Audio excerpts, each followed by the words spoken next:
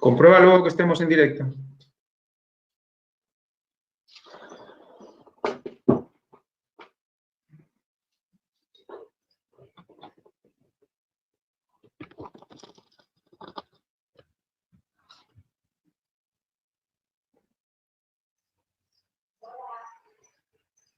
¿Ya?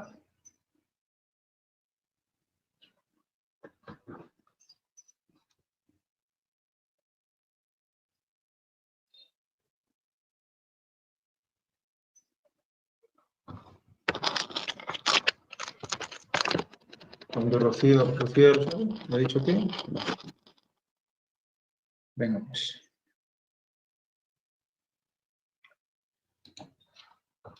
Muy bien, bienvenidos, hermanos. Bienvenidos a este nuevo culto de primavera-otoño. Antes de nada, vamos a empezar con una oración. Padre nuestro que estás en el santo cielo, santificado sea tu santo y precioso nombre. Señor, te damos muchísimas gracias. Gracias porque nos bendices con un nuevo sábado, porque nos ayudas a comprender muchas cosas que hasta ahora eran difíciles de entender. Ayúdanos a querer más, a tener más hambre, Señor, de tu conocimiento y de tu misericordia. Ayúdanos a comprender cómo funciona nuestro corazón para ponerlo a tus pies, a los pies de la cruz.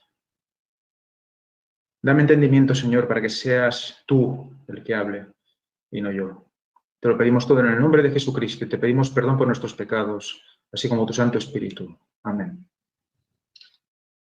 Muy bien, pues bienvenidos. Estamos aquí en la parte 31, que es un bonito número.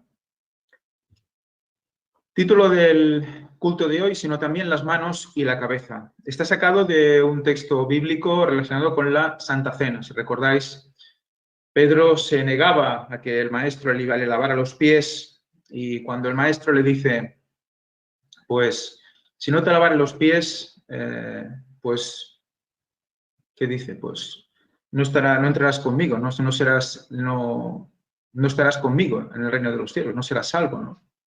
Entonces, Pedro le dice, bueno, pues lávame también las manos y también la cabeza, ¿no? O sea, lávame el cuerpo entero. De eso hablaremos hacia el final y veremos más cosas, pero antes de llegar ahí vamos a recorrer un camino.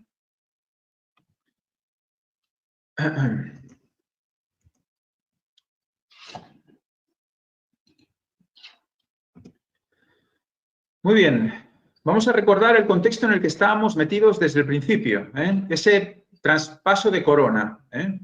Vamos a leer el último párrafo para ponernos en situación. La corona que se le quitó a Israel pasó sucesivamente a los reinos de Babilonia, Medo-Persia, Grecia y Roma. Dios dice, esto no será más hasta que venga aquel a quien corresponde el derecho y yo se lo entregaré. Ese tiempo está cerca. Miremos, habla Elena White, Ese tiempo está cerca. Por lo tanto, ya hemos visto mucho sobre la estatua, esa nueva interpretación, ese concepto de la estatua como el mensaje del cuarto ángel del tiempo final, y hoy vamos a ver algo más, vamos a ver un poco más. Al respecto de esto, me gustaría emplazaros a la escuela sabática de hace 2 semanas, bueno, hace ya 3, será, la anterior no la otra, o sea, hoy no, la anterior, la otra, la que dio Javi. Al respecto de esto, tocó algún tema al respecto de la corona y vimos cómo Cristo mismo recibió esa corona ya en la época de Roma, pero vamos a ver hoy algo más. Es muy interesante lo que muestra allí, os emplazo a que lo podáis revisar, porque realmente nos da una visión aún mayor, aún más amplia de todo este concepto de la corona, que va a dar para más, si Dios así lo quiere. Recordemos que vimos esto, esta es la interpretación, la nueva interpretación, ¿no? La Daniel 2, con la estatua que vio Nabucodonosor, pero aplicada ¿qué? A nuestro tiempo, aplicada ¿qué? A nuestro mensaje, al mensaje del tiempo final, al mensaje de Dios para el tiempo final a través del ministerio del cuarto ángel, lo que es el mensaje mismo del cuarto ángel, ¿no? Esa cabeza de oro, ese pecho de plata, todo eso lo hemos visto en las anteriores cultos, no vamos a hacer demasiado al respecto, pero sí un repaso general de lo que son los varios títulos, ¿no? El tercer Elías y Cristo sería la cabeza, Moisés y Elías la ley, el pecho, En la zona de bronce serían los 3 ángeles y el cuarto, por esos 4 leopardos en uno, con esa velocidad que llegaban, que conquistaron la tierra conocida, ¿no? En el caso de Grecia. Inicio del juicio de los vivos. El juicio de los vivos serían las piernas, 11 de septiembre. Y al final del juicio de los vivos, el tiempo de gracia también, donde quedan 2 grupos, ¿no? Ese hierro y ese barro que estuvimos hablando del culto anterior, que no pueden estar unidos. Quiero que veáis esta imagen y os fijéis atentamente. Es decir, ¿qué veis en esta imagen? ¿Hay algo que os choque? Os dejo unos segundos. Mientras tanto, os pongo los diferentes reinos a nivel histórico que representan la estatua de Nabucodonosor, explicada por Daniel. Quedaros, pues, con Europa. ¿Qué veis al lado de Europa? Y si no lo veis aún, voy a hacer una flechita para que lo veáis. ¿Qué veis ahí? Es una mini estatua, ¿verdad? Y diréis, bueno, ¿por qué he puesto eso ahí?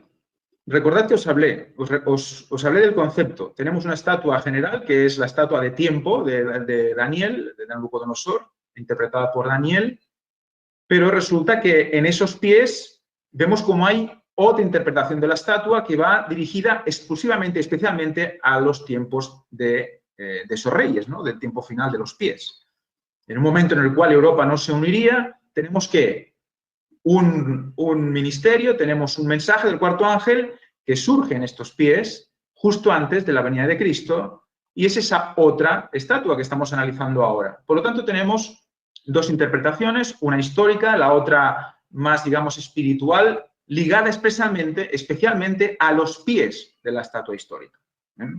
Por lo tanto, me gustaría que tuviéramos este concepto espacial, digamos, de la situación para saber en qué momento estamos constantemente. Por lo tanto, es una estatua dentro de otra estatua, concretamente en los pies históricos, ¿no? Entonces, aquí tenemos las 2 comparativas de las interpretaciones y me gustaría que nos quedáramos con el paso de la plata al bronce, en este caso, ¿no? Sabemos que Moisés, Elías, la ley de Medo-Persia era imborrable, ¿no? Y que, llevado a la ley de Dios, ¿cuál sería el mandamiento que caracteriza, digamos, a la ley de Dios, ¿no? El mandamiento que caracteriza la ley de Dios, especialmente el que brilla más, es el sábado.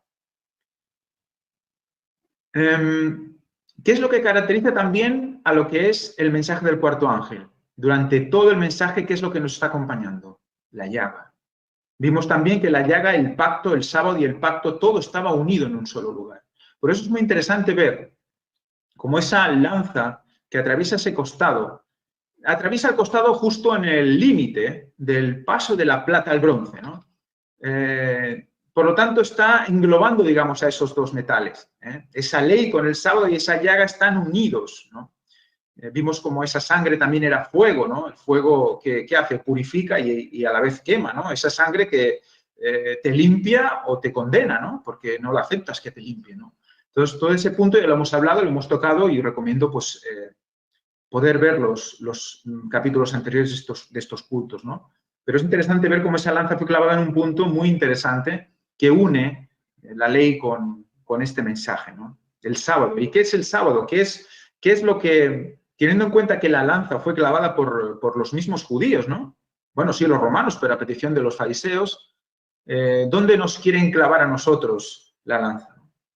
Quieren tumbar el mensaje con el qué? Pues cargándose el milenio, cargándose los 6.000 años, cargándose el 2031 y cargándose también a lo que es la figura del tercer Elías y al ministerio también. O sea que fijémonos cómo es un punto característico tanto de la cruz de Cristo como de esta estatua, ¿no? Vimos también que había esa similitud entre esta estatua y Cristo. Hoy veremos algo más. Hoy veremos algo más.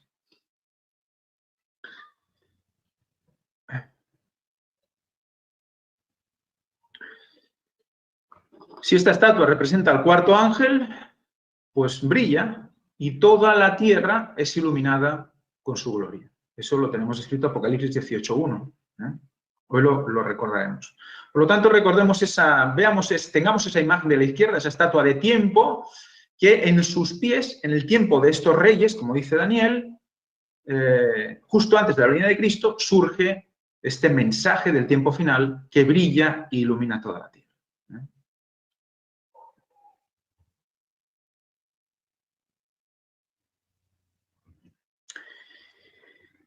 Seguir recordando al respecto de Tarsis, porque vamos a hablar un poquito, vamos a extender un poquito más el tema de la plata y el oro. Para ello recordaremos Isaías 69, dice, las naves de Tarsis las primeras, para traer a tus hijos de lejos, su plata y su oro con ellos, por el nombre de Jehová tu Dios. Recordemos, estuvimos viendo toda esta analogía que ya estudiamos en el culto pasado, por eso la paso más rápidamente. Los primeros en recibir la corona, evidentemente, oro y plata, ¿no? Otro versículo que tenemos que recordar es Ageo 2, 7 y 8. Dice, vendrán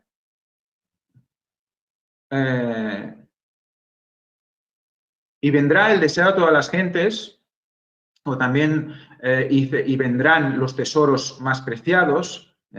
Está hablando aquí, evidentemente, de Cristo, pero también relacionaba el deseo de todas las gentes con los tesoros. Eso lo hemos visto también en los cultos anteriores. Y más adelante dice, mía es la plata y el oro, dice el Señor de los ejércitos, ¿no?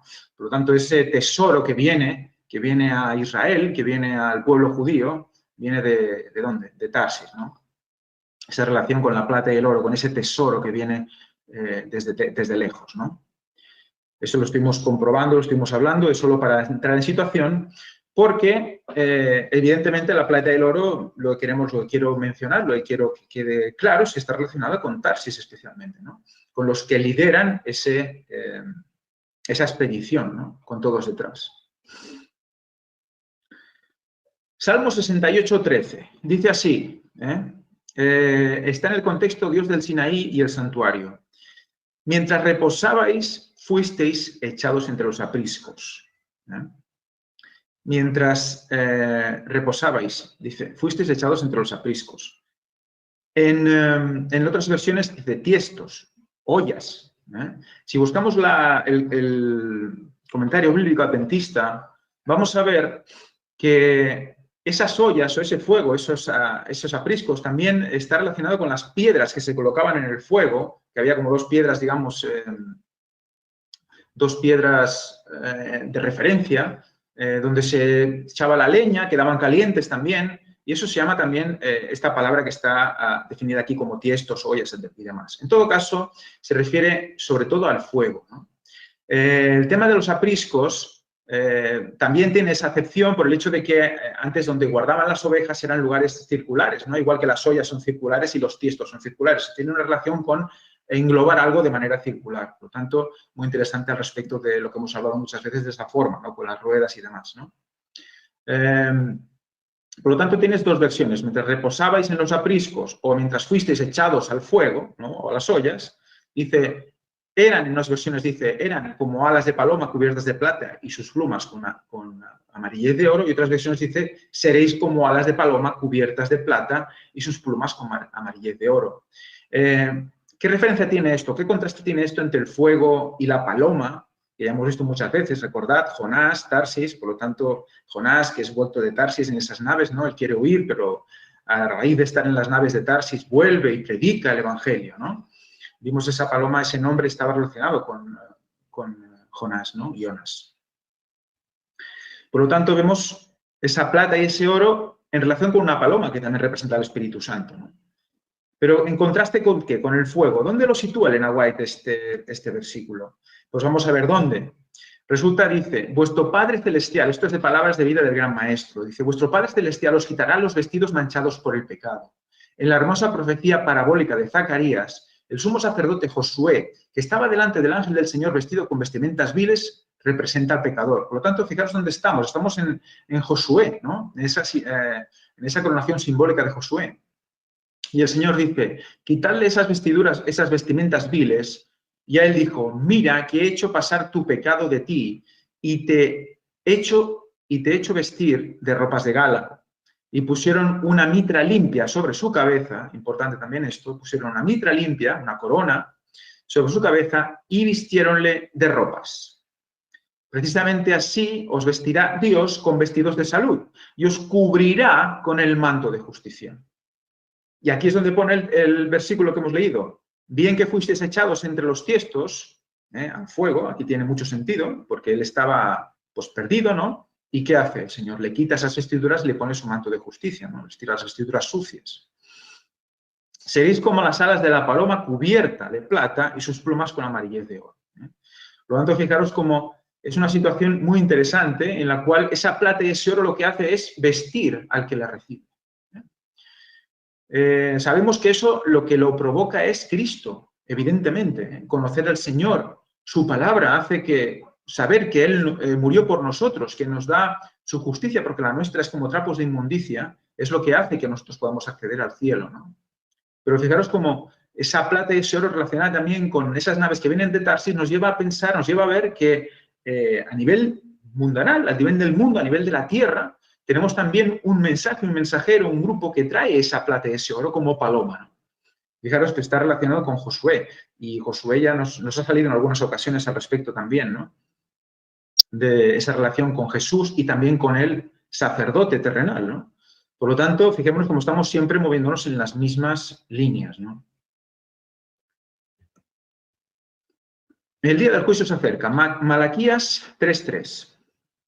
Dice, ¿y quién podrá soportar el día de su venida? ¿O quién podrá estar en pie cuando Él se manifieste?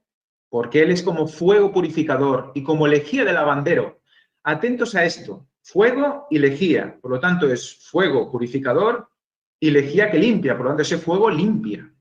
Quedémonos con el concepto de limpiar. Nos va a servir durante toda la predicación. Y se sentará para refinar y purificar la plata. Por lo tanto, el día de su venida no es exactamente el día... bueno, es el día de su venida 2031, evidentemente, pero no solo eso, porque dice que se sentará a refinar y purificar la plata.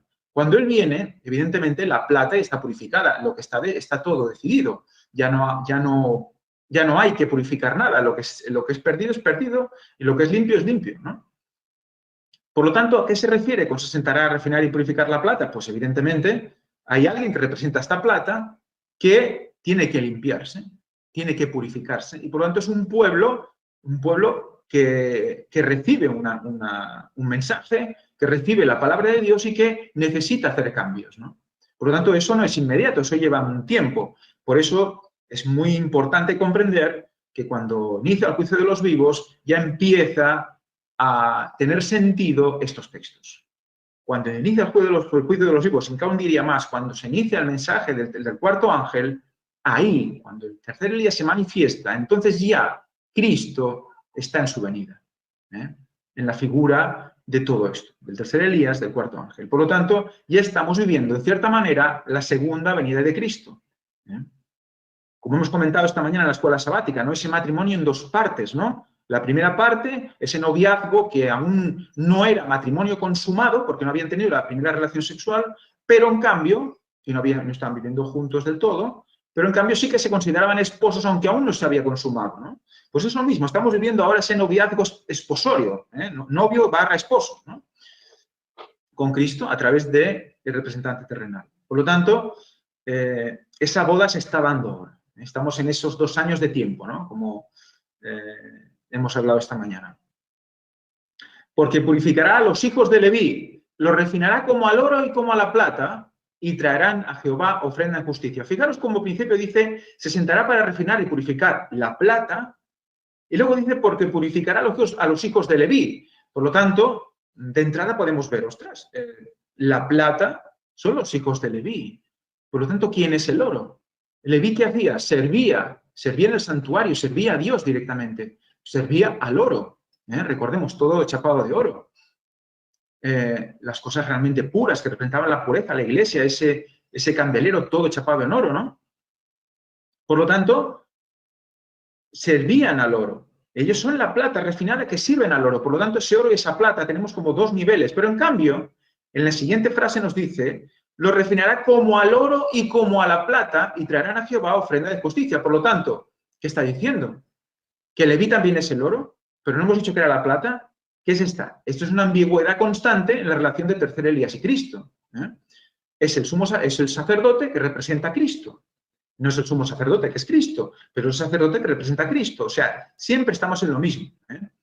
Recordemos esta frase, real sacerdocio, nación santa. Real sacerdocio, es un sacerdocio real, de rey. Por lo tanto, es un sacerdocio que reina, en cierta manera, ¿no? Tenemos que tener eso en cuenta para poder seguir entendiendo cosas a lo largo del culto de hoy. Por lo tanto, los hijos de Leví son especialmente la plata, pero también el oro. ¿En la figura de quién? Del sacerdote. Porque no todos los levitas eran sacerdotes, pero sí que todos los sacerdotes eran levitas. O sea que el sacerdote era plata y oro, pero el levita era plata, ¿no? O sea, fijémonos cómo esta situación es muy interesante para tenerla en cuenta y aplicarla en nuestros días. En Proverbios 25:11, ¿qué nos dice? El día del juicio se acerca. Manzana de oro en bandeja de plata es la palabra dicha como conviene. Fijémonos como que también este oro y plata es que la palabra, pero no cualquier palabra, sino la palabra dicha como conviene. La palabra dicha con el filtro de la época, con el filtro del tiempo, con el filtro de lo que está pasando a nuestro alrededor. ¿Cuál es el mensaje para este tiempo? Esa es la palabra que es plata y oro. Por lo tanto, eso es lo que llevamos, lo que traemos desde Tarsis. En Patriarcas y Profetas nos recuerda algo, dice, en medio del huerto estaba el árbol de la vida, que era superior en gloria y esplendor a todos los demás árboles. Sus frutos parecían manzanas de oro y plata y tenían el poder de perpetuar la vida. Disculpad por la falta de ortografía, ha sido al copiar. Sus, es con mayúscula. Sus frutos parecían manzanas de plata y oro, de oro y plata. Por lo tanto, los frutos del árbol de la vida, o sea, la palabra es plata y oro y el árbol de la vida es oro y plata. Por lo tanto, ¿qué tenemos? Que la palabra nos da vida. Es el árbol de la vida de hoy. En la tierra tenemos un árbol de la vida y ese árbol de la vida es la iglesia predicando la palabra como conviene. ¿Y esto qué hace? ¿Perpetúa la vida en sí mismo? No, no vamos a ser eternos solo por escuchar, pero sí que nos lleva a que podamos comer del árbol de la vida eternamente. Porque vamos a aceptar su palabra y eso va a hacer que estemos aptos para cuando Cristo vuelva.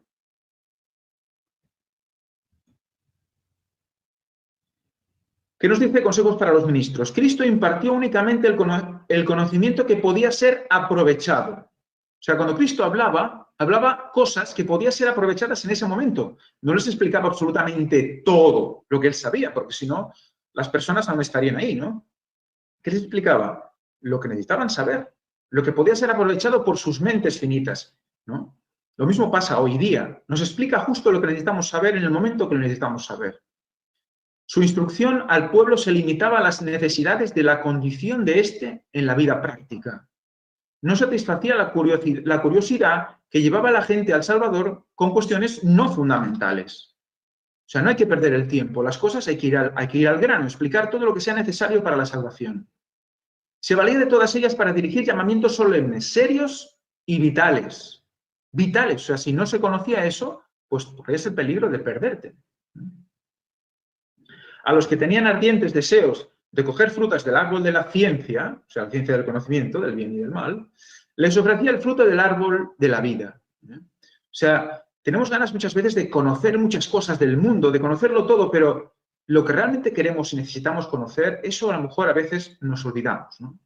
Y lo que hace Cristo es poner las cosas en su sitio.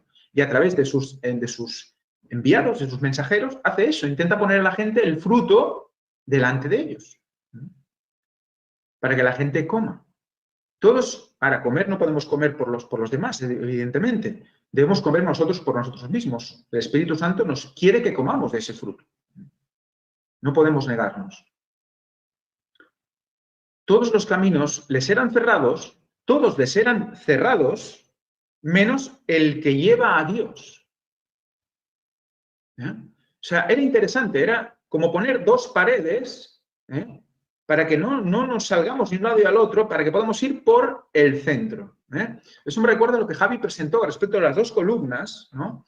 Que también se lleva mucho en el tema masónico, y cómo en el centro es donde tenemos que ir, para no ir ni a derecha ni a izquierda, no salirnos, ¿no? Podríamos estar comprendiendo de un lado y del otro, pero no irnos a los extremos, ¿no? Y luego lo hemos hablado también esta mañana.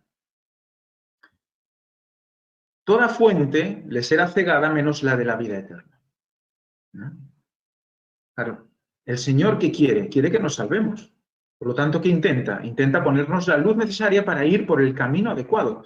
Hemos dicho esta mañana, ¿no? ¿Qué es la ley? ¿Qué es? La ley básicamente es un ayo, ¿no? Es un ayo que nos guía para no salir del camino. Nos da el palito, nos da el golpecito para que no nos salgamos del camino. Pero el camino es la salvación.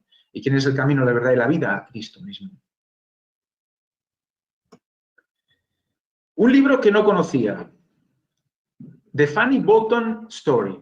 Esta es la historia de Fanny Bolton. Vamos a ver un pequeño extracto que me envió un hermano, que también se llama Ángel, un saludo desde aquí. Y dice así. Bueno, Ángel o Pablo, no recuerdo. Bueno, es igual, disculpadme, mi memoria es así. Les pregunté cuál era la naturaleza de su problema y ella... Le pregunté cuál era la naturaleza de su problema y ella respondió. Resulta que Fanny Bolton era una mujer que ayudaba a Elena White a escribir, ¿no? Que intentaba expresar de la mejor manera todo lo que Elena White le escribía, ¿no? Tuvo varias personas que hacían esto. Y parece ser que con dos de ellas, al menos lo que se deduce de esta historia, que lo que pude leer, tuvo problemas. Aquí el hermano Starr, que es el que redacta esta situación, describe una entrevista que tuvo con Elena White al respecto de Fanny Bolton. Y fijaros lo que dice. Dice, le pregunté cuál era, este es el señor Starr, que le pregunta a Elena White sobre Fanny Bolton y le dice, ¿cuál era la naturaleza de su problema? Y ella respondió. Porque Elena White estaba preocupada también por el tema.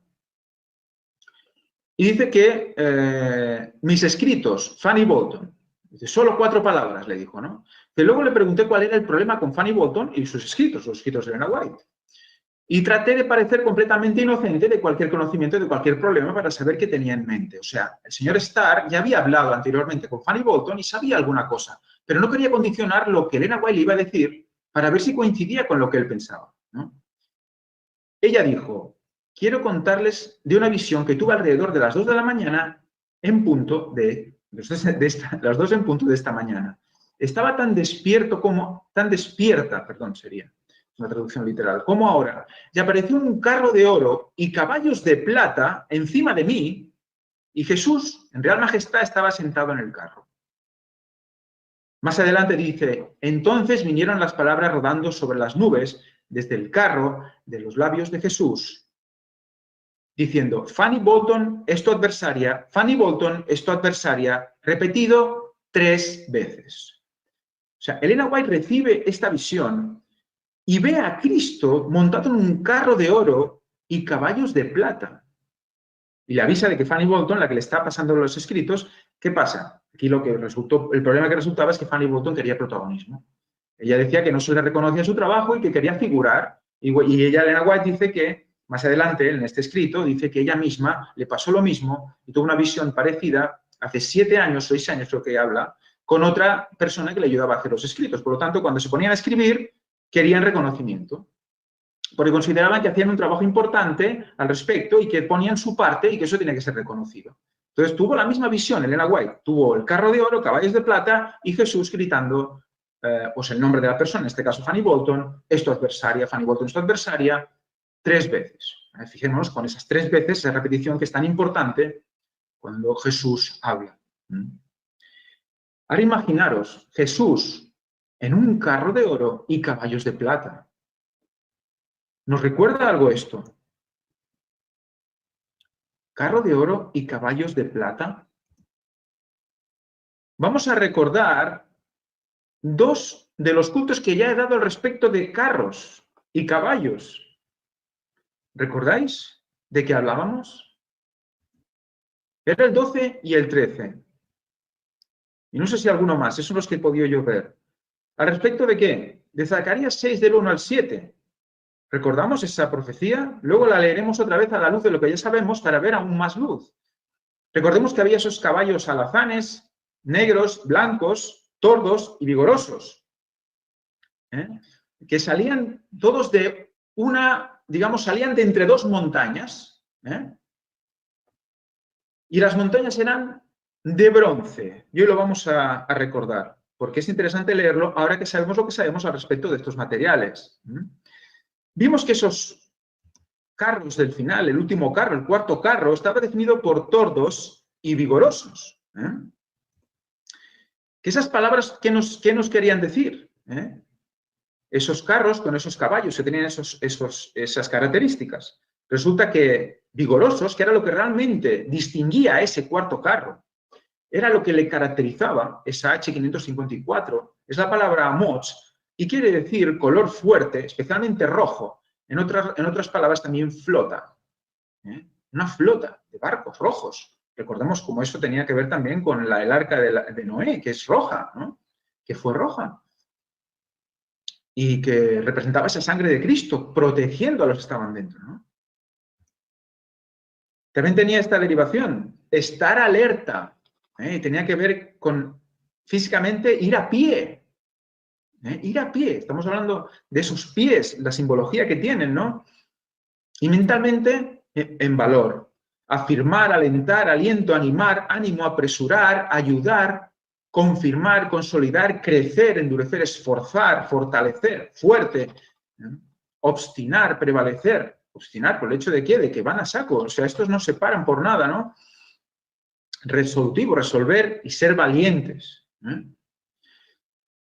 Y luego leímos en la concordancia Strong toda una serie de palabras al respecto de esta raíz que era tan interesante. Y en el vídeo lo he escrito, pero lo podéis ver y realmente es muy interesante ver todas estas palabras seguidas, pero en el vídeo no lo puse escrito. Y escrito aún se ve con más poder. La raíz de H554 en la Strong nos lleva a palabras como sierva, familia, por lo tanto, clara relación con la iglesia, nación, pueblo, fe, firmeza, fuerte, poderoso, valiente, rama, renuevo. Hemos hablado del renuevo también al respecto de ese tocón que renace, ¿verdad? Ese cuarto carro está relacionado con todo esto, ¿eh? Fijémonos, da ganas de volver a ver ese culto y volver a escuchar y volver a leer también, que lo vamos a hacer hoy, al respecto de Zacarías, para, con todo lo que ya hemos hablado, leerlo con más poder. Mantener, criar como padre, o sea, como padre que cría. Por lo tanto, tiene que tener un cuidado de esa familia, de esa iglesia. Ser genuino también, certero, o sea, no equivocarse, ¿no? Esencialmente, ir a mano derecha, eso tiene que ver con inmuné, con la fe. Ayo, recordemos, ayo era esa vara, esa persona también que llevaba esa vara, que iba guiando a las ovejas, pero no, perdón, a las ovejas no, disculpad, iba guiando a los jóvenes, el ayo era el que guiaba a los jóvenes y los enseñaba para la vida, ¿no? Y iba también con una vara y los iba guiando para que crecieran rectos, ¿no? Y es lo mismo que hace la ley con nosotros. Nodriza, cuidado de una madre, seguridad, verdad, experto maestro. Fijémonos que está definiendo al ministerio, experto maestro, excelente, obrero hábil, veraz, por lo tanto no miente, educar, que es parte del ministerio, columna, vimos de la columna con esa palmera, fijo, pacto. ¿No está relacionado con el pacto, esa llaga, ese sábado, lo que Javi estaba presentando, el nuevo pacto, el viejo pacto, esa relación, ese vivir en el nuevo pacto constante, que es también estar en el carro adecuado, porción, por lo tanto, no todo, sino hay una porción que sube al carro. Es impresionante estar alerta, anunciar, aviso, avisar, canto, declarar, proclamar. El aspecto de canto, tocar la trompeta, tiene ese punto también. Señalar. Recordemos, señalar. Por lo tanto, ¿qué es? Es todo el ministerio completo está dentro de este carro con los tordos vigorosos. Palabra, razón. Por lo tanto, no es casualidad que Cristo se presente en esa visión como un carro de oro y caballos de plata. Esos carros y esos caballos están representando también esa plata que hemos dicho, esos levitas que tiran del carro. Hemos visto que eran también esos bueyes, ¿verdad? Representaban al sacerdocio que tiraba del carro, lo hemos visto en algunos de los cultos anteriores.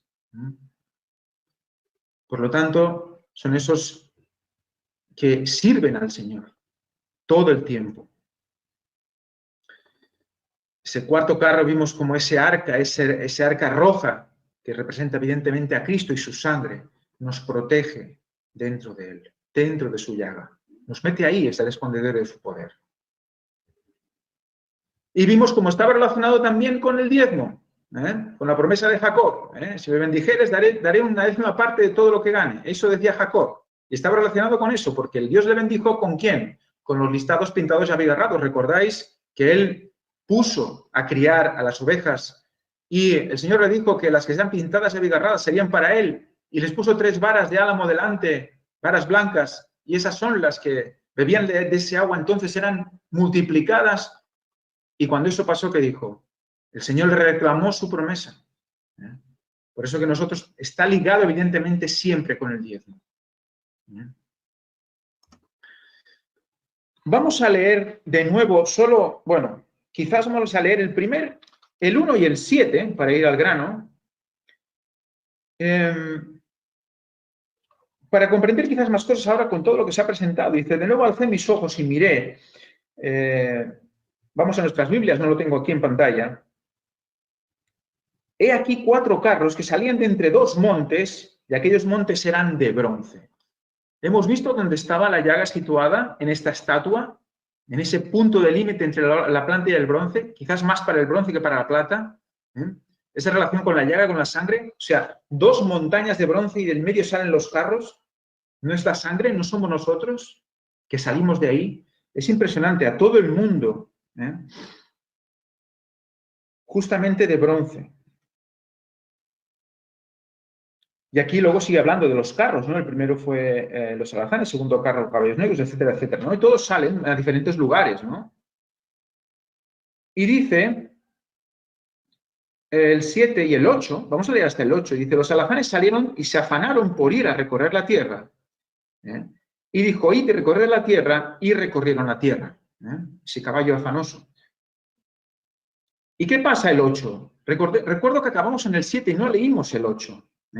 Yo recuerdo que no tiré para adelante porque no sabía qué decir del 8. Pero fijaros, luego me llamó y me habló diciendo, mira, los que salieron hacia la tierra del norte han aplacado mi espíritu en la tierra del norte.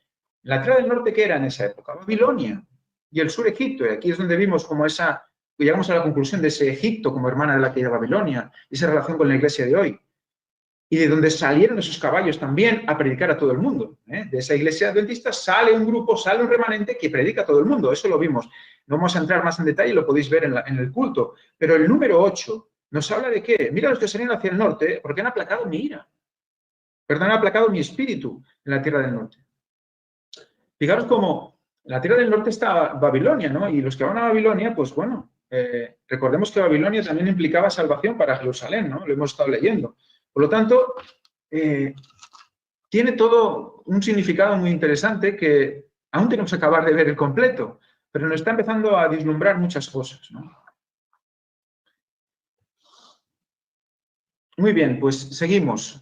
Dejando atrás el tema de los caballos y los carros, ya vamos a entrar más en materia al respecto de la corona. Otra vez, sí, hablamos de la corona, pero vamos a hablar al respecto de la luz de lo que ya sabemos y lo que tenemos delante, que es esta estatua especial que representa al 4º ángel, ¿no?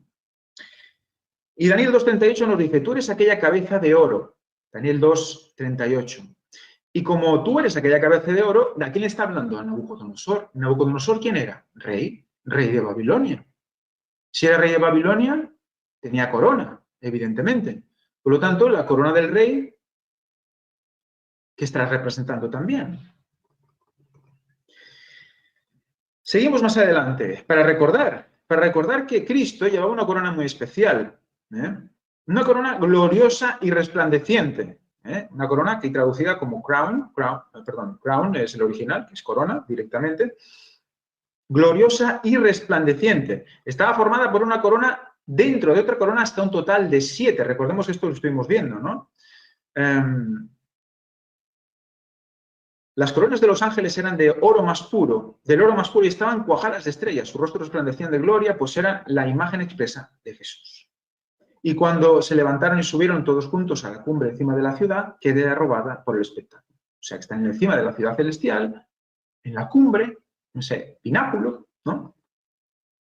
Y ahí está Cristo con esa corona. Una corona que vimos que vista desde arriba sería algo similar a esto, ¿no? Una corona de coronas, ¿no? Llegamos a esta conclusión, Evidentemente es una especulación, pero hicimos incluso pequeños diagramas que Pep nos ayuda a hacerlos, ¿no?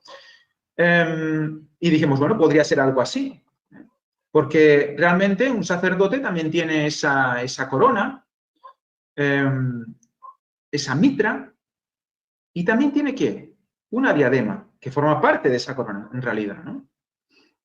Entonces, si esta estatua está mostrándonos a ese real sacerdocio, está mostrándonos a ese cuarto ángel, no es extrañar que también esté mostrándonos una similitud con el sumo sacerdote, ¿no?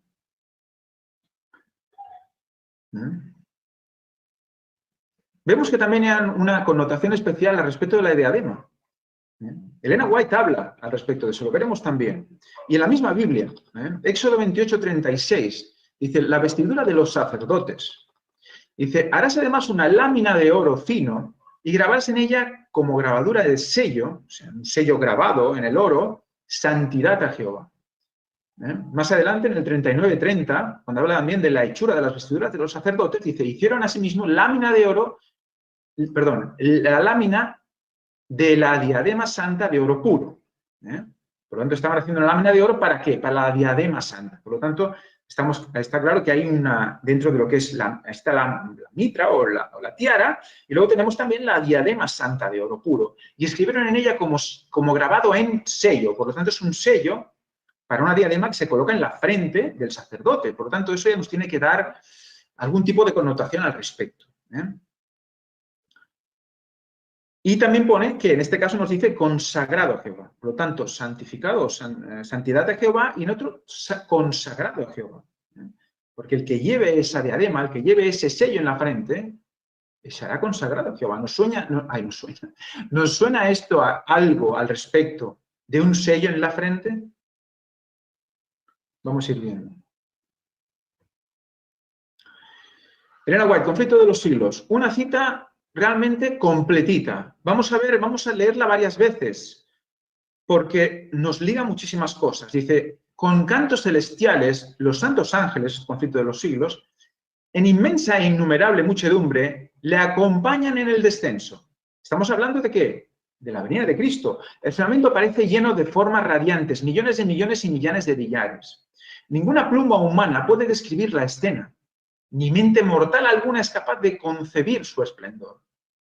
Su gloria cubre los cielos y la tierra se llena de su alabanza.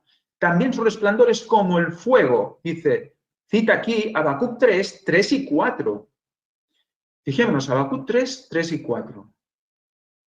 ¿Nos suena Habacuc 3, 4? Vamos a ir viéndolo. Resulta que en la traducción en español nos pone también su resplandor es como el fuego, pero en realidad Elena White lo que dijo fue the light, la luz. Sí que es verdad que el fuego en aquellos tiempos la luz en aquellos tiempos era fuego, pero habla especialmente de la luz. Y en otras versiones pone como la luz del sol también. Por lo tanto, está hablando ya de una luz, un resplandor importante, es gloria, ¿no? Más que específicamente fuego, que evidentemente la gloria quema, ¿no? Cuando viene Cristo en su gloria, pues todos los que no pueden soportarla mueren, ¿no? Quemados. Pero es interesante el matiz de luz. A medida que va acercándose la nube viviente, todos los ojos ven al príncipe de la vida. Ninguna corona de espinas hiere ya sus sagradas sienes, ceñidas ahora por gloriosa diadema. Fijaros, y aquí habla especialmente de diadema, la palabra es diadem, en inglés, y antes hemos visto como cuando hablaba de corona hablaba de crown. Por lo tanto, Elena White sabe cuándo quiere decir corona y cuándo quiere decir diadema. Por lo tanto, Cristo es muy probable que venga como ¿qué? Con corona y con diadema, ¿no? Su rostro brilla más que la luz deslumbradora del sol de mediodía. Quedémonos con este concepto que nos va a llevar a una relación de textos que son impresionantes para aquellos que aún no quieran creer en el año 31. Y en su vestidura y en su muslo tiene escrito este nombre, Rey de Reyes y Señor de Señores. Apocalipsis 19, 16. Rey de Reyes. Recordemos a Nabucodonosor como también es llamado Rey de Reyes, ¿no? Muy bien, hay varios conceptos aquí. Vamos a ir por partes. Primero de ellos, el rostro. El rostro. Si nosotros vemos que el rostro emana una luz, como la luz del sol, La luz del sol, ¿cómo es? Amarilla, blanquinosa, amarillenta, ¿no? Es poderosa. Es cabeza, la cara, es la cabeza de la estatua, la cara de Cristo digamos, en su esplendor. ¿Eh?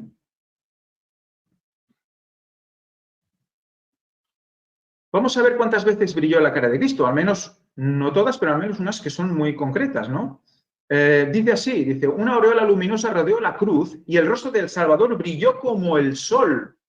Luego inclinó la cabeza y expiró. Por lo tanto, no es un brillo, un brillito y ya está, no, es un brillo como el sol en la cruz. Inclinó la cabeza y expiró. Y luego en el deseo de todas las gentes vemos, una luz circuló la cruz y el rostro del Salvador brilló como una gloria como la del sol, por lo tanto con una gloria inmensa, inclinó entonces la cabeza sobre el pecho y murió. Por lo tanto, en la cruz se dio un resplandor como en el sol en su rostro. Y hemos visto en el texto que también eso pasó cuando, o pasará cuando, en su venida. Su rostro resplandecerá como la luz del sol. Y son las mismas palabras. Por lo tanto, si tenemos por un lado que el rostro del Salvador brilló como el sol cuando murió, justo antes de morir en la cruz, esto es año 31. Apocalipsis 18:1. Después de esto vi a otro ángel descender del cielo con gran potestad, y la tierra fue alumbrada con su resplandor, en otras versiones, gloria. O sea, toda la tierra alumbrada con su gloria. Por lo tanto, una luz que alumbra toda la tierra. ¿Cuál es la luz que alumbra toda la tierra? La del sol. La del sol. ¿Cuándo pasó esto? Alrededor del 2001, ¿no? Entonces, la cita de Elena White que hemos leído hace un momento, su rostro brilla más que la luz deslumbradora del sol del mediodía. ¿Cuándo? Cuando Él vuelva. Cuando vuelva como Rey de Reyes y Señor de Señores. Por lo tanto, vemos cómo describen el mismo concepto, su rostro brilla de igual manera, tanto en el año 31 como en el año 2031, pasando por delante de ¿qué? Del cuarto ángel, que es ese resplandor en la tierra. Por lo tanto, tenemos esa boda en dos partes, 2001-2031. Es realmente impresionante. No es 27, es 31. Sí que es verdad que el Espíritu Santo cae sobre Cristo cuando se bautiza y hay un resplandor, pero esa descripción de como la luz del sol la tenemos especialmente en la cruz. Y especialmente en su venida, y especialmente en el cuarto ángel. Por lo tanto, es evidente que tenemos una relación directa entre un acontecimiento y el otro, entre la primavera, la Pascua del año 31 y tabernáculos del año 2031. Porque recordemos que Cristo se transfigura ante los apóstoles y ahí también, ¿qué dice? Y se transfiguró, Mateo 17:2, ante ellos, y su rostro resplandeció como el sol, y sus vestiduras se volvieron blancas como la luz. Entonces, su rostro resplandeció otra vez como el sol, ¿cuándo? Cuando se manifiesta, cuando se transfiguró. Y esa transfiguración en el monte de la transfiguración, que estaba Pedro, Jacobo y Juan, creo recordar, ¿qué pasa? Pues resulta que Pedro lo que dice, ¿quieres que montemos unas tiendas? ¿No? Porque cuando se transfigura, ¿quién aparece? Moisés y Elías, ¿no? Dice que montemos unas tiendas para ellos, ¿por qué? Tiempo de tabernáculos. Esas tiendas representaban a los tabernáculos. Y eso nos da referencia a que la venida de Cristo, pues esa transfiguración representa la venida de Cristo, Elías a los que están vivos cuando Él vuelve, Moisés a los que resucitan cuando Él vuelve, y en tabernáculos.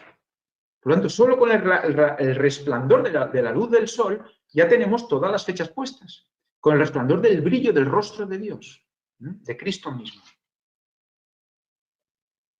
¿Qué más? La llaga, porque hemos visto que esta cita nos habla de ¿qué? De Habacuc 3 y 4, y lo pone cuando en su segunda venida, pero sabemos que Habacuc 3:4, por las palabras de la misma Elena de White, en el conflicto de los siglos también, que nos representan. Vamos a leerlo como ella lo pone en el conflicto de los siglos. Dice, Dios viene de Temán y el santo desde el monte de Parán. Selah. Su gloria cubre los cielos, y la tierra está llena de su alabanza. Y el resplandor es como la luz, y como la luz del sol, o como el fuego, ¿no? Según qué versiones. Pero la 60 y la de 77 nos dicen como la luz, y como la luz del sol. Por lo tanto, hemos visto que Elena White nos relaciona hasta aquí con su segunda venida. Pero el texto sigue, dice, rayos brillantes salen de su mano, en todas las versiones que podéis encontrar, pero Elena White dice, his side. Y pone, entre paréntesis, margen. Como diciendo, es una nota del margen de mi Biblia. Y aquí hay que aplicar que rayos brillantes salen de su costado y allí está escondido su poder. O sea, fijémonos, estamos en el contexto de la segunda venida y en cambio nos lleva al costado de Cristo, que fue perforado en su primera venida, en primavera, en Pascua. ¿Uniendo qué? Las dos cosas otra vez. En un solo versículo ya tenemos año 31, año 2031. Y lo liga Elena White con la segunda venida. Solo con este versículo ya tenemos para aquellos que hablan del año 27. Es que, bueno, es impresionante. Y además, teniendo en cuenta que el versículo está ambientado en la segunda venida y habla de su costado, realmente la visión de Kowalska que le dio Satanás, como hemos visto que Víctor ha estado presentando, con esta imagen que al principio fue una y luego fue otra, tenía su cabeza iluminada, como podéis ver, y también su corazón. Pero ¿emulando qué? La emulsión de agua y sangre, que eso sale por la llaga. Entonces, ¿estará imitando también Satanás una venida de Cristo en la cual tengamos cara y costado iluminados? ¿Será esto? Yo no lo sé, pero es muy interesante que Satanás también una los dos conceptos.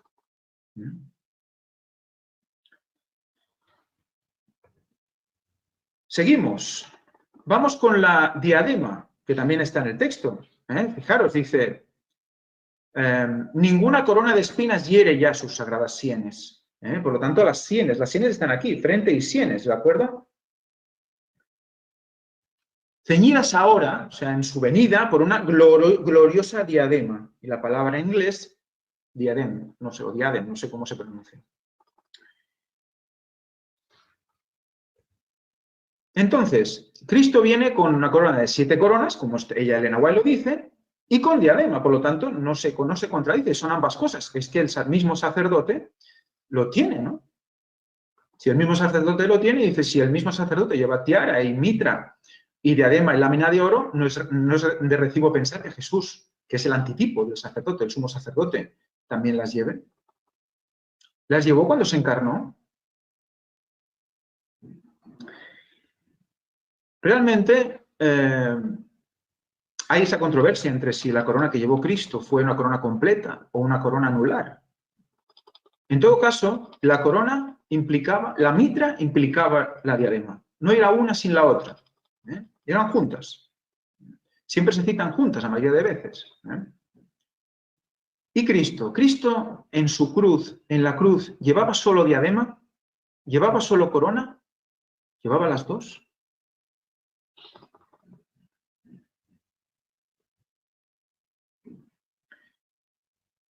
¿Brilló su cara? ¿Brilló también su costado? A nivel simbólico y espiritual sabemos que sí, ¿no? Rayos brillantes salían de su costado. Cuando Elena White habla de esa emulsión de agua y de sangre.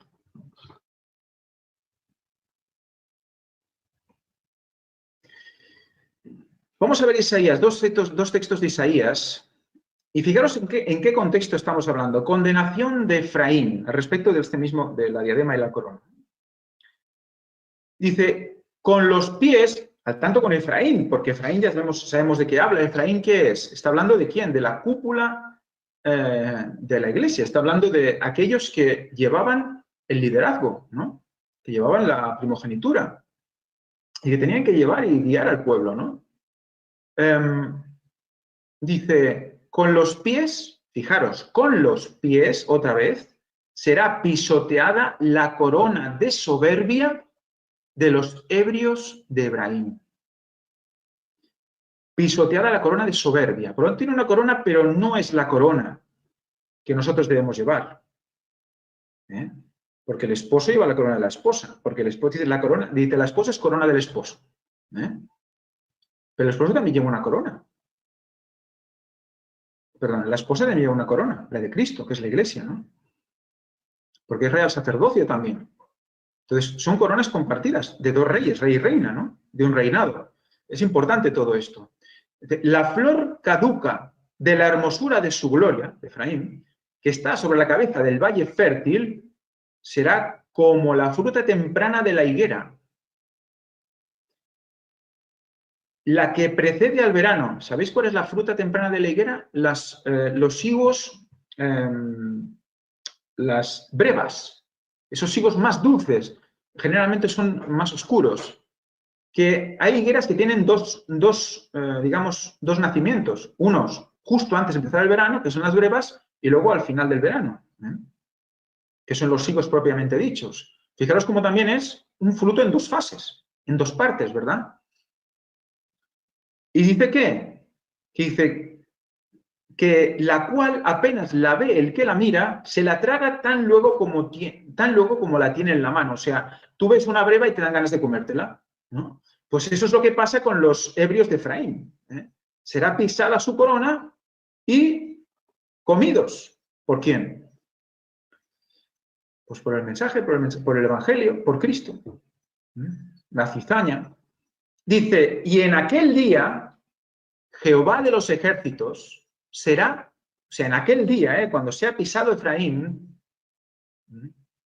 por lo tanto, barro y hierro, estamos en los pies, barro y hierro.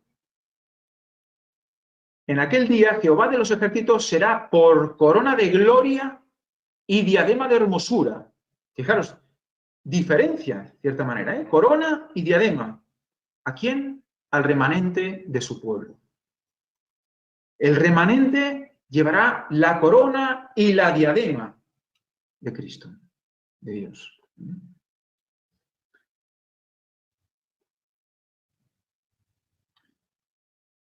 Lucas 22, del 28 al 30. La grandeza del servicio. Pero vosotros sois, y esto es en el contexto de la Santa Cena, vosotros sois los que habéis permanecido conmigo en mis pruebas. Yo, pues, os asigno un reino. Por lo tanto, nos hace, en cierta manera, reyes, ¿no? Todo reino tiene rey, ¿no? Como mi padre me lo asignó a mí. Por lo tanto, el padre le da el reino al hijo. Por lo tanto, ¿qué hace? Le pone su corona como rey al hijo. ¿Y el hijo qué hace a su vez? Pone su corona como reyes a nosotros, ¿no?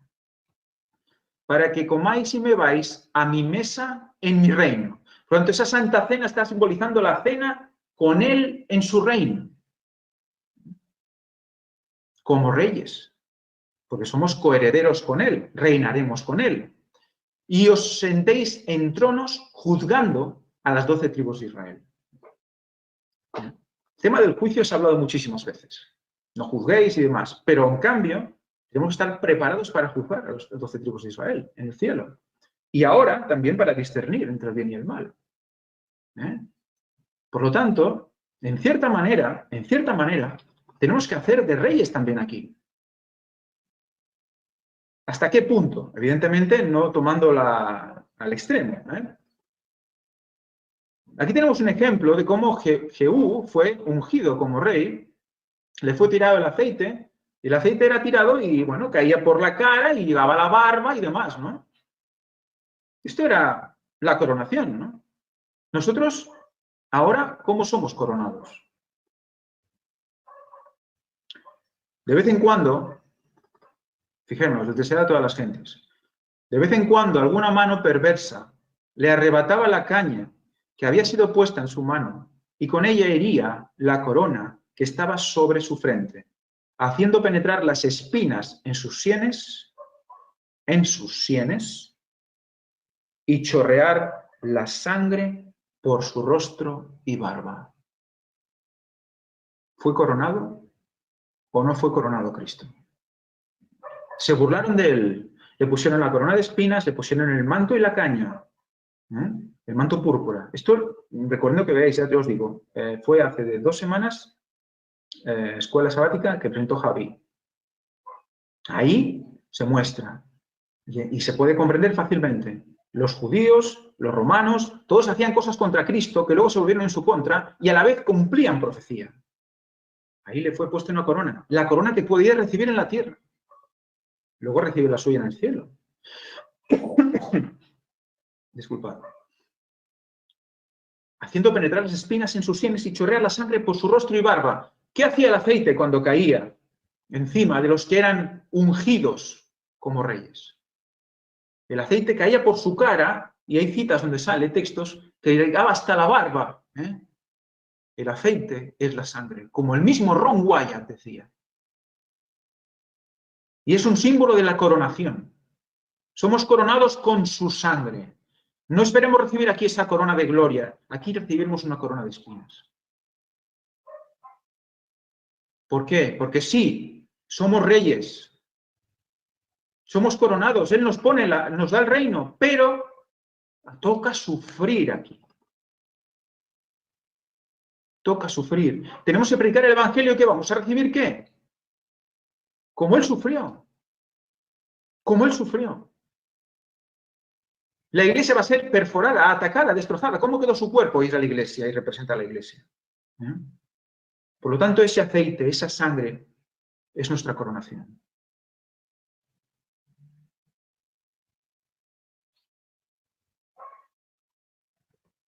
Por lo tanto, ¿qué corona recibimos aquí? Evidentemente no es esa corona que luego de estrellas, que luego tiraremos a los pies de Cristo.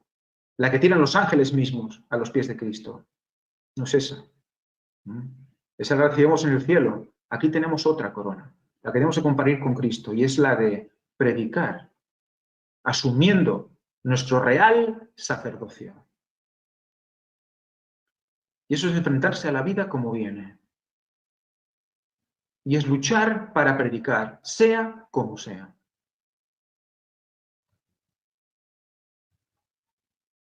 Isaías 62:3. Y aquí ya el concepto se amplía mucho más. Por todo lo que ya sabemos. Buenas nuevas de la salvación para Sión. Dice, y serás corona de gloria, y habla el pueblo, serás corona de gloria en la mano de Jehová y diadema del reino en la mano del Dios tuyo. Y dices, bueno, ¿Jehová no es Dios? Sí. Esto Javi ya presentó alguna cosa.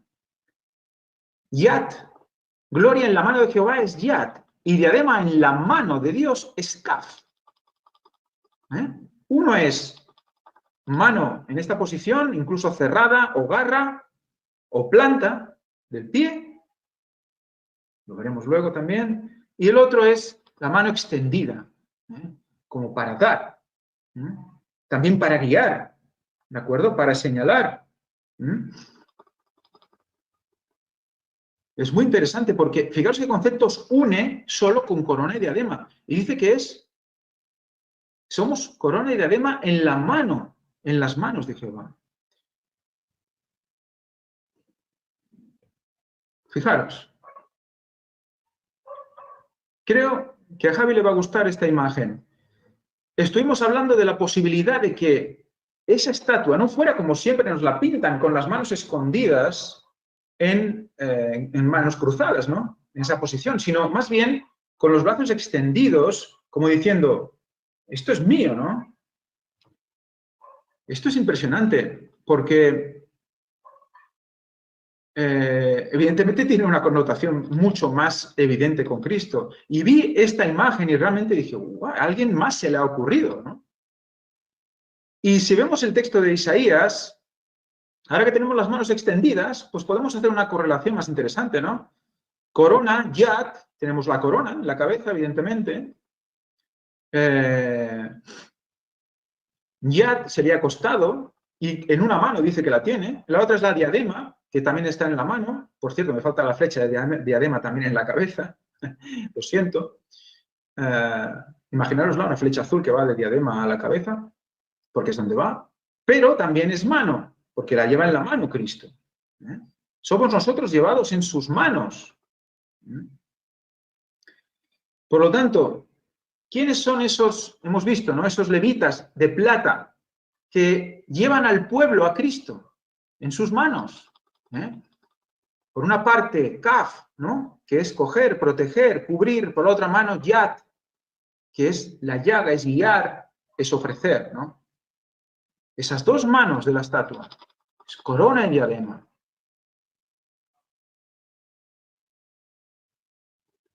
Pero es que, claro, Cristo tiene las manos extendidas también.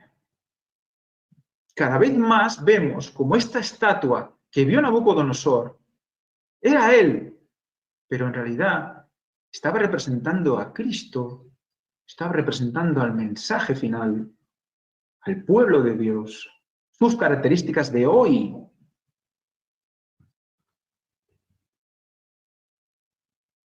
Y ahora vamos a dar un salto. Hemos pasado por la plata y el oro, hemos pasado por digamos, la cabeza. Vamos a pegar un salto, vamos a ir directamente al otro extremo, a los pies. Porque hemos visto que está relacionado, ¿no? Ese kaf está uniendo también la planta del pie. Vamos a verlo más adelante.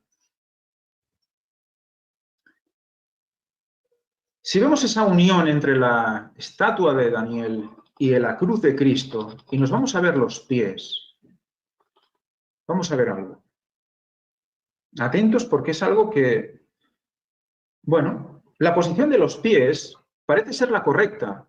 En la posición en que Cristo estaba no se puede, digamos, asumir otra posición, a no ser que los pies estuvieran separados y se clavaran dos clavos. Pero lo que se muestra son tres clavos. La única manera de que haya tres clavos es que los pies estén juntos, y estén juntos de esa manera. Por lo tanto, si están juntos de esa manera, rápidamente lo que podemos ver, ¿qué es? Una posición en cruz. Esa posición en cruz, si está relacionado esos pies con los pies de la estatua, entonces tenemos una cruz más pequeñita en una cruz más grande. Igual que tenemos una estatua pequeña dentro de los pies, dentro de una estatua mayor. Una estatua mayor con un significado, una estatua pequeña con otro significado. Una cruz con un significado y la cruz de los pies con otro significado más concreto, también para el tiempo final. De la misma manera que en la estatua tenemos un significado para el tiempo final en los pies, tenemos en la cruz también un significado para el tiempo final en los pies. ¿A qué nos recuerda esta cruz? Incluso la inclinación. No he tenido que retocar nada, es impresionante. Por favor, atentos. ¿Qué es esto? Es la letra Tau. No he tenido que retocar nada, es así. De acuerdo que esa imagen de Cristo es una prefiguración, pero es impresionante. El hebreo, el paleohebreo, los primeros rasgos, incluso en el tiempo de Ezequiel, como dice ahí, se dibujaba la Tau de esa manera especial. No es una cruz perfecta, sino una cruz como esbiachada. Es impresionante. Yo, la verdad, sobran las palabras. Y esa Tau que está relacionada con el tiempo final. ¿Qué relación hay de esa Tau con el tiempo final? Ezequiel 9:4. Y le dijo Jehová, esta es la visión de la muerte de los culpables, y le dijo Jehová, pasa por el medio de la ciudad, por el medio de Jerusalén, por lo tanto del pueblo de Dios, y ponles una señal, Taf, que es Tau más Baf, Taf, en la frente, y a los hombres que gimen y que claman a causa de todas las abominaciones que se hacen en medio de ella. Por lo tanto, a los 144.000. Estos son los 144.000. Los que claman y gimen por las abominaciones que pasen en medio del pueblo son los que recibirán la señal en la frente. Vamos a recordar esta diapositiva, es de hace ya unos cuantos cultos, pero volvemos. Es volver, es una rueda dentro de otra rueda, es una cruz dentro de otra cruz, una imagen, una estatua dentro de otra estatua, y así constantemente hasta llegar a hoy.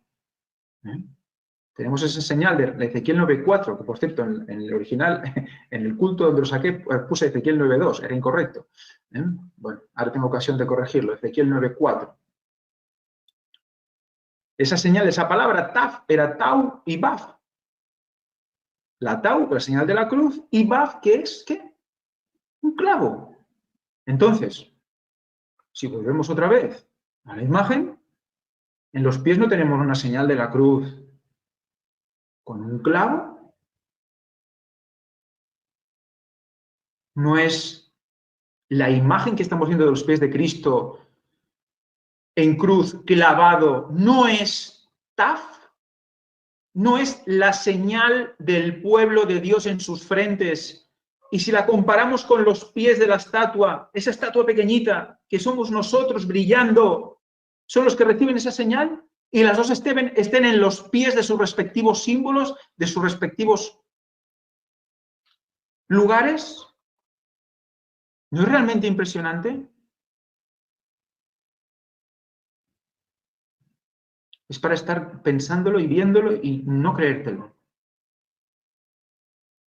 Volvemos a la cruz. ¿Es cristocéntrico este mensaje? ¿Es cristocéntrico? Evidentemente. Por supuesto, Baf, esclavo.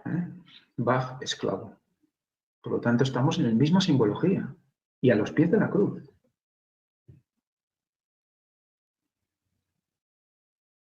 Por lo tanto, cuando leamos en la palabra de Dios de ponernos a los pies de la cruz de Cristo, arrodillarnos a sus pies, teniendo en cuenta que está más elevado, ¿a dónde nos quedan sus pies? Casi nuestra cabeza, no sé cómo era la cruz, pero pies y cabeza están muy unidos, muy unidos. ¿Y dónde se coloca esto, esta señal? En Ezequiel, en la frente. ¿Dónde se coloca la diadema? ¿Dónde tendrá Cristo su diadema gloriosa? En la frente. Por lo tanto, ¿dónde se hicieron las heridas de la corona de espinas? En la frente. Si nosotros recibimos esa corona aquí, ¿es esa la señal?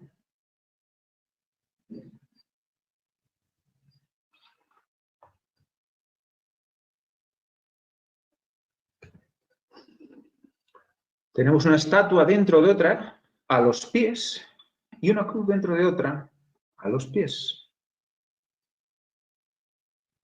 Y las dos dirigidas al tiempo final específico. Es realmente apasionante. Y evidentemente recordar ese sello con esas dos grafías que rápidamente representan evidentemente también a la cruz de Cristo. Por lo tanto, es la cruz de Cristo dentro de la cruz de Cristo, como la estatua de Daniel dentro de la estatua de Daniel. Es lo mismo, esencialmente.